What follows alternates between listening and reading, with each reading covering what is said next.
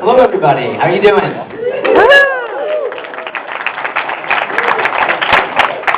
here to celebrate, and I don't know, it says it's the final Flashpoint Friday, which is kind of sad. I mean, you're all here. That means you like this, right? This is one of the coolest events we had, and honestly, when we said, everything would change in a flash, kind of weren't kidding, were we? So. My name is Eddie Berganza. I'm the executive editor at DC Comics. I was the editor on Flashpoint and oversaw a lot of the miniseries and got to work with a lot of very cool people, including the man that drew Flashpoint for us, Mr. Andy Kubert.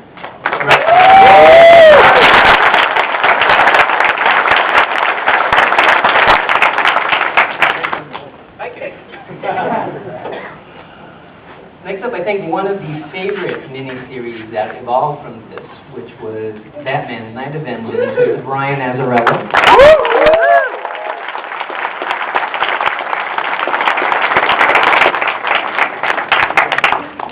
I think this was such a large world that Jeff, John, and Andy had created. We actually ran out of room to do it all in the book, and one of those characters that we wanted to give a spotlight to was the Outsider.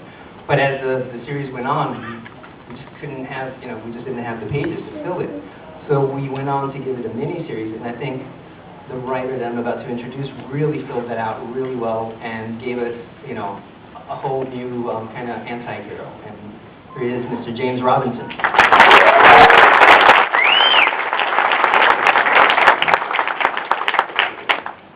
Okay, so for you guys, I want to go through before we open it up to questions and a special treatment.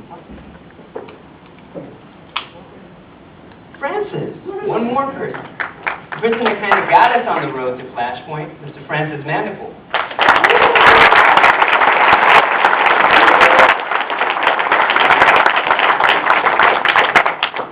So anyway, yeah, we want to get into how this all developed, how we started world creating, and I guess Francis, you got here.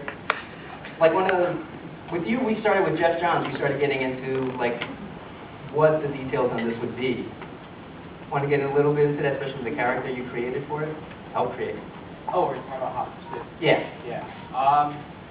Well, Hot Pursuit was basically a vehicle to get us to Flashpoint, and it's so long ago. I don't even really remember. What was the question? Yeah, the evolution, what we wanted from Hot Pursuit, how you related it to who it would be. Yeah, I mean, with the way Hot Pursuit evolved, when Jeff and I were talking about it, the idea was just the character, but we didn't know who it was going to be.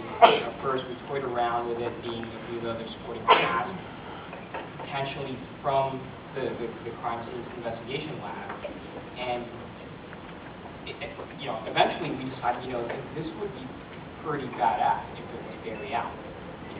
So the whole evolution of how it came about was just, we're just chatting, but then we threw out another name, which was Patty Spivot, but it didn't work within that current continuity, and it just so happens that when the Flashpoint world came about, that was the perfect fit for it right now. And, if you guys have read Kid Flash Lost #3, Sterling Gates wrote a pretty strong ending. I thought that was a really good book.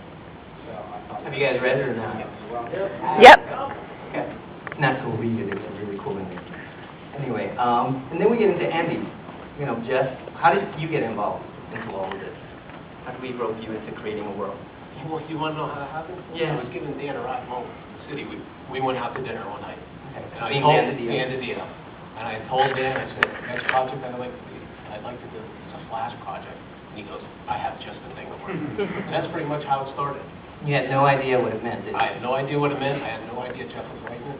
Okay. I just wanted to do it. Yeah, it's cool. And from then, it wasn't just, just here's a Flash project, but it's like, hey, we have these characters. we're going to tweak them to be different worlds. I mean, on someone like Aquaman, what was your thinking to make him into what he became? Well, what Jeff's thought was, he was a militant, he was a bad guy, so we decided to give him a crew cut, mess with his uniform bit, and that was basically it. Wonder Woman? We came up with that helmet idea. Yeah. Actually, you threw out that idea when I drew up the helmet. Yeah, about Mara's head. Yeah, at lunchtime. The whole thing coming up with the characters was such a big give and take between myself, Eddie, Jeff, Adam Schlegman. It was such a great working experience. So it wasn't just me. I came up with a lot of visuals, but it was a huge collaboration between all of us. Actually, that's someone I haven't introduced is Brian Cunningham next to me, who also helped orchestrate a lot of the miniseries that really counted into building the world. One in particular was the Batman one, that even before we settled on what we were going to do, the first person we reached out to was Brian, and I called you up. I think Jeff had also called you at the time, and we were just going with ideas, right? And I told you no. Yeah. But you often do. And because I don't listen, I called you again. Yes, he did. And he planted the seed, and I said no, because I really don't get involved in these sort of big crossover events very often. In fact, never. But he planted the seed, and I started thinking, wow, Thomas Wayne. That was basically all you said. Yeah. You want Thomas Wayne? Oh, okay.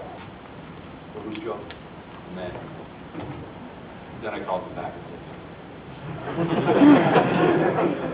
Pretty much. And a lot of it you said, oh, you're not going to let me get away with this. I'm like, no, really, go ahead. yeah. And yeah, it kept throwing more and more ideas. It was really cool how it developed. I still don't believe anybody in the office has read that. Yeah, I mean, it got dark, and you guys certainly loved it. It's one of the ones, like I said, they got a lot of praise. And it from that on, it got us into thinking of what we could do in this world.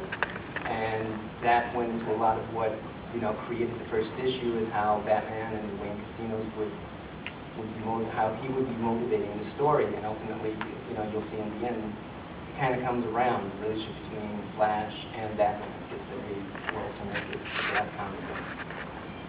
On that, I mean, the influence then, I went back to you and we started talking about what Batman would be, and then you started doing the basic look on him, right? Yeah. But we didn't want to veer too much from his current look. You really can't mess with it that much, So it was Jeff's idea to have all the circles around the emblem. Right. Because it evoked, I don't know if you guys have picked up on it, but if you look at it, all the characters have circles on their emblem. Kind of the unifier is Flash.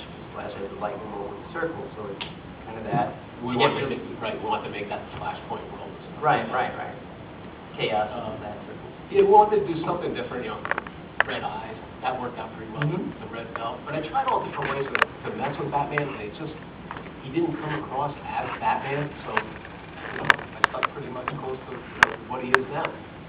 The turned up cape at the end, it was actually Dan Video threw that out at me. He goes, please turn them up. I said, okay, I'll do that.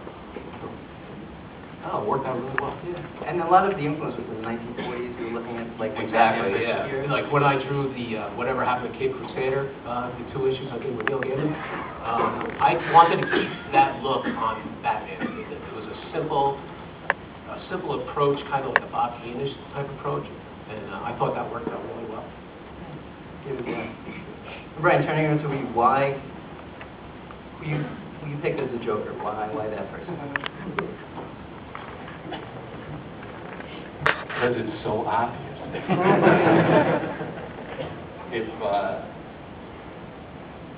When we first started talking about this, and you said, well, Bruce was killed in Crime Alley. And you assumed that Martha was killed too. Right. I didn't assume that. Why don't we just kind of really, everybody wants to see Batman and the Joker kiss anyway.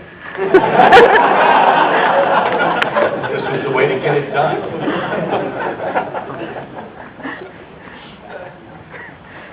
All right. So, next thing.